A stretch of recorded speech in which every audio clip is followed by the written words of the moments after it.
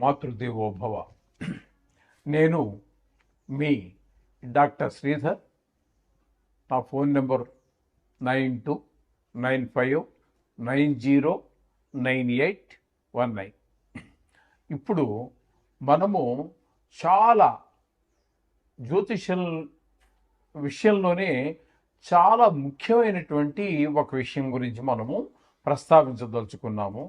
అది ఏమిటి అన్నట్టయితే, జ్యోతిష్యంలో ముఖ్యంగా వక్రము, స్తంభన, అతిచారము అని చెప్పి ఈ మూడు కూడా ఇంచుమించుగా ఒకే రకానికి సంబంధించినటువంటి విషయాలు.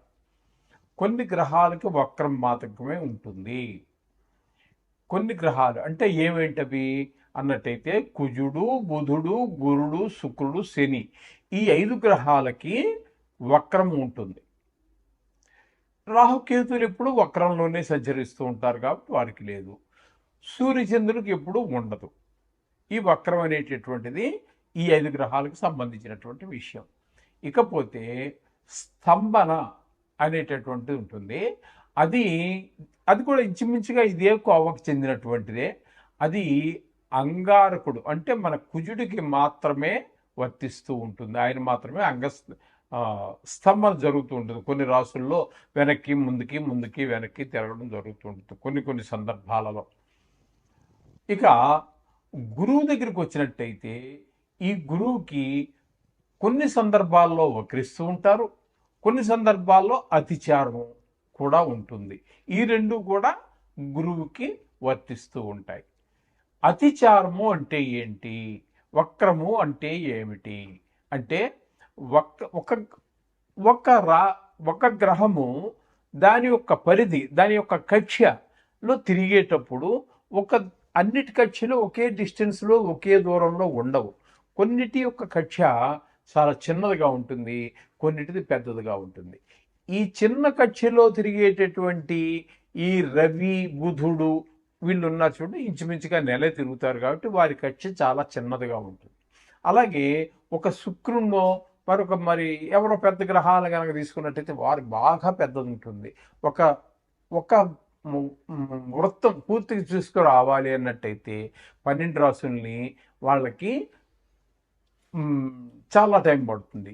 అందుచేత వీళ్ళకి ఏంటంటే కొంచెం పెద్దగా ఉంటుంది కాబట్టి అలా ఆ కారణం చేత ఆ ముందుకు వెళ్ళినటువంటి చిన్న వృత్తంలో తిరిగేటటువంటి గ్రహం ముందుకెళ్ళినట్టుగా మనకు కనిపిస్తుంది.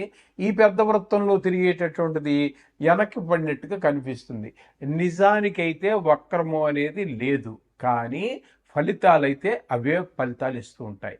వక్రం నుంచి చూసినా అక్కడి నుంచి ఏ స్థానంలో ఆయన కరెక్ట్గానే తిరుగుతున్నాడు, కానీ ఆయన అక్కడి నుంచి ఆ గ్రహం యొక్క రేస్ అంటే కిరణాలు ఏవైతే ఈ భూమి మీద ఉన్నటువంటి ఈ మానవుడి మీద పడుతున్నాయో ఆ ప్రదేశంలో ఉన్నటువంటి ఆ రేస్ యొక్క ప్రభావమే మనిషి మీద కనిపిస్తూ ఉంటుంది.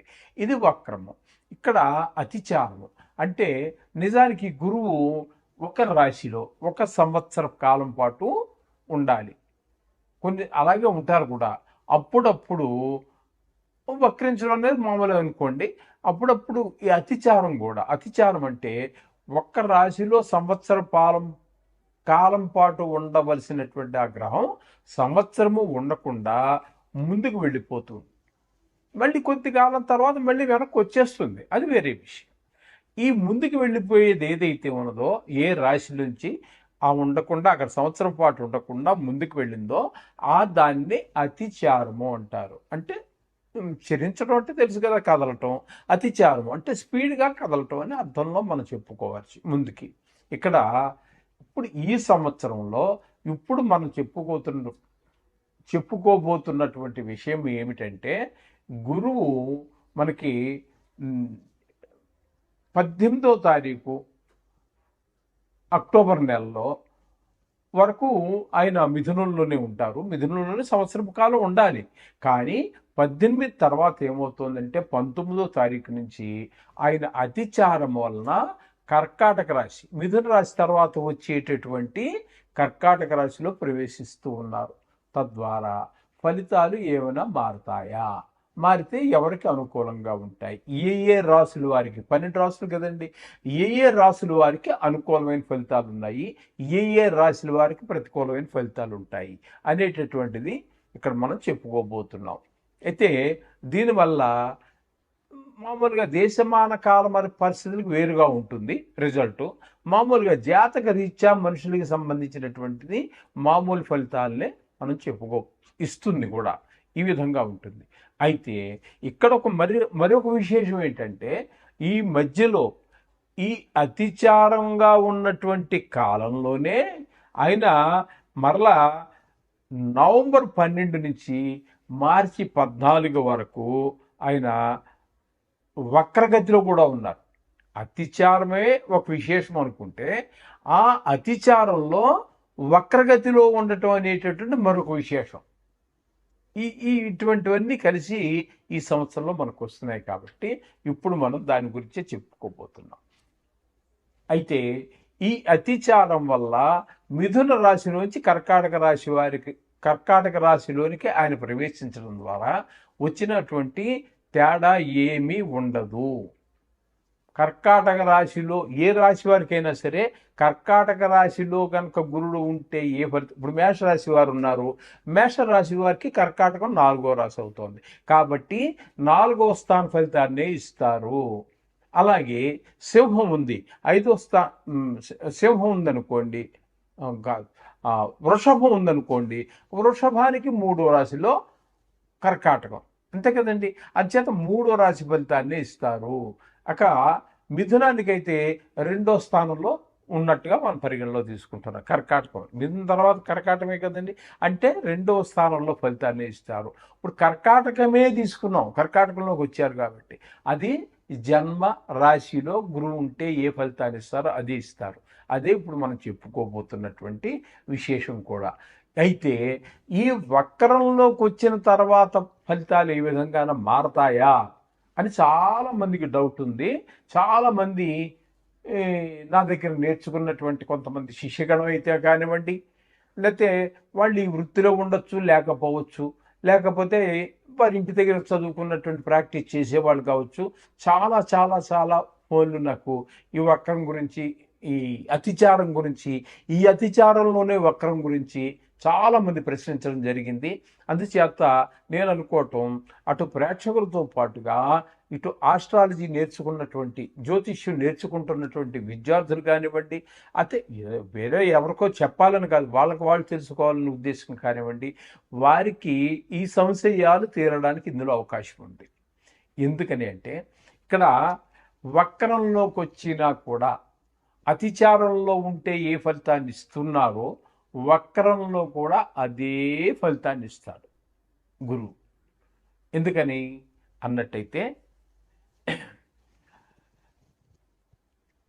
వక్ర మార్గంలో సంచరించేటప్పుడు గురువుకు మిగతావన్నీ కూడా వెనక స్థాన ఫలితాన్ని సూచిస్తూ ఉంటాయి. ఇది మిగతా గ్రహాలన్నీ, కుజుడు కానివ్వండి, బుధుడు కానివ్వండి, శుక్రుడు కానివ్వండి, శని కానీ, ఇవన్నీ వెనక రాశి యొక్క ఫలితాన్ని సూచించడం జరుగుతూ ఉంటుంది. ఇక్కడ గురువుకి మాత్రం ఒక ప్రత్యేకత ఉన్నదండి. అది ఏమిటి అన్నట్టయితే, వక్రించి ఏ రాశిలో ఉన్నా కూడా ఆ రాశి ఫలితాన్నే ఇస్తాడు.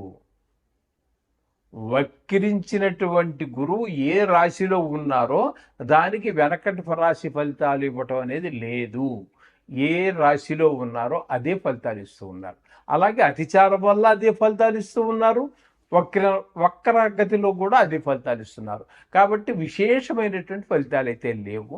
కానీ ఇక్కడ మనం చెప్పుకోవలసినటువంటిది ఏంటంటే, ఈ గురు సంచారం వల్ల, అంటే అతిచారం వల్ల ఏ గ్రహాలకి ఏ విధమైనటువంటి ఫలితాలు ఇవ్వబోతున్నారు అనేటటువంటిది సశాస్త్రీయమైన పద్ధతిలో, ఇందులో నా కవిత్వం కానీ నా సొంత అభిప్రాయాలు కానీ ఏమీ చొప్పించడం జరగదండి.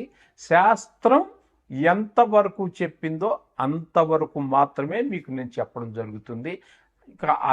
ఇంకా దాటి ఒక్క మాట కూడా ఎప్పుడు చెప్పలేదండి, చెప్పను కూడా ఇన్ ఫ్యూచర్లో కూడా.